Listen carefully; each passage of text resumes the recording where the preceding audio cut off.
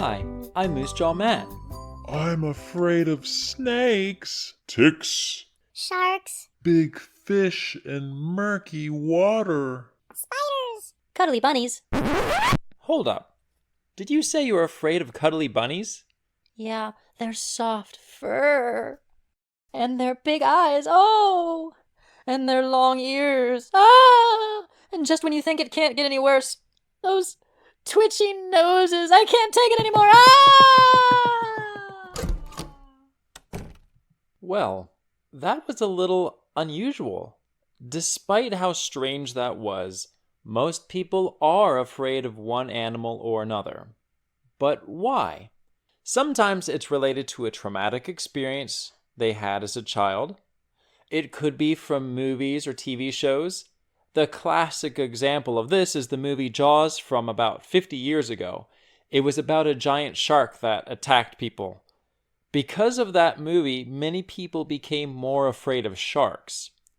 So there is fear of animals, undoubtedly. Now, how do you unfear an animal? That may sound like a strange question. In fact, I don't think unfear is a real word, but I'm making it one for this episode. How do you unfear an animal? Let me read from a splendid book called Too Much Salt and Pepper. The author here, Sam Campbell, is talking with a girl named Carol, teaching her about lessons in nature. He says, "Get out the binoculars, cameras, the magnifying glass.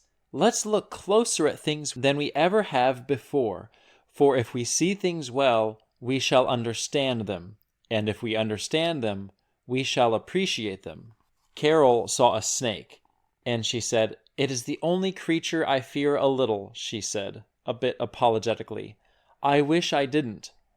"Come, Carol, look more closely at this little fellow who has paused at the foot of a stump and looks up at us, running his forked tongue out and in so rapidly. What is he doing? Merely getting acquainted with the world around him. Come, Carol, stoop over this tiny green creature. Let go of your fear for just a moment." As we learn to understand the world, we feel more of its purposes, find more of its beauty, and sense more of its harmony.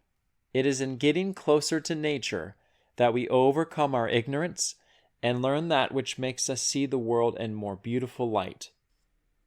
It is in our lack of understanding, our ignorance, that our hatred and prejudice are formed, and our appraisal of animals as well as of people. So how do you unfear an animal?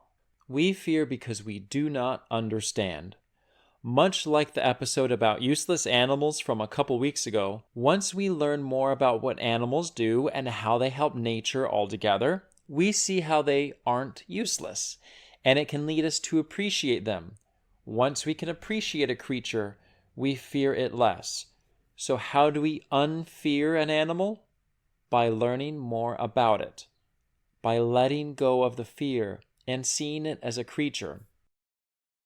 This last week, we were out walking and we saw a snapping turtle. And when I was a boy, I used to have some nightmares about snapping turtles. I don't know why, but I used to fear them terribly.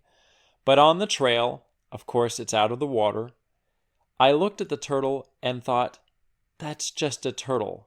Sure, it has a strong bite, a snap. I don't want to put my finger in its mouth. That would be foolish. But it's just a turtle. It's trying to get across from one side of the trail to the other. And we watched it for a while, and the poor thing was scared senseless. It was watching us closely, and it couldn't move very fast. But in watching the creature and observing it and learning a little bit about it, thinking of it as just an animal trying to get through its day, trying to find a meal, I feared it less. There's a lot of tension in the world, and it's not new, but it has grown in recent years. Much of that is because some people don't understand others, and some of them don't try to.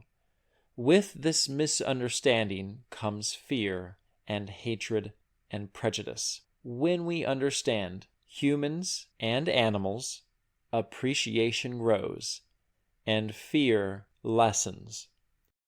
You may have heard of the conservation efforts of John Muir many years ago. the work of Jane Goodall with chimpanzees, or seen the photography of Ansel Adams, but another naturalist, more or less forgotten, is Sam Campbell. Described as the philosopher of the forest, Sam Campbell spent much time in the north woods of Wisconsin, Minnesota, and Canada. He connected with animals in a close and personal way, earning their trust to the point that they often came to him, even staying in his cabin in the woods. Read more of his stories, which are entertaining and wholesome for kids, but also deeply meaningful for adults. I don't know who enjoys the stories more, our children or we adults. The book I read from is called Too Much Salt and Pepper, and it's written by Sam Campbell, and there's a whole series by him. You can find one of his books on the moosejawmat.com store. Go to moosejawmat.com and click on the store tab for a link to one of his books. Do you know the animal that makes this call from last episode?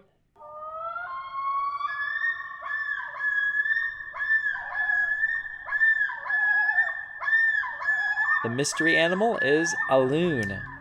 The common loon, to be exact. Now, here's next episode's mystery sound.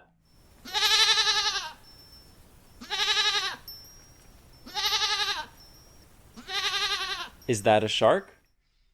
A giraffe? Think you know the answer? Find out on our next episode.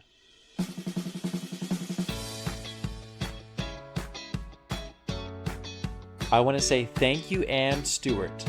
She shared on our Facebook page that there are 20 million species of animals. If you remember, scientists have to estimate how many animal species there are because new species are being discovered often.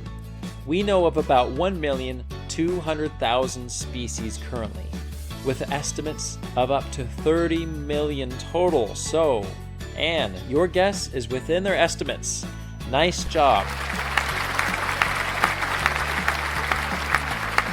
It has been so nice to spend time together exploring more about our world.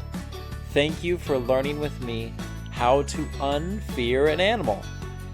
Don't forget to check out moosejawmat.com for links to past episodes.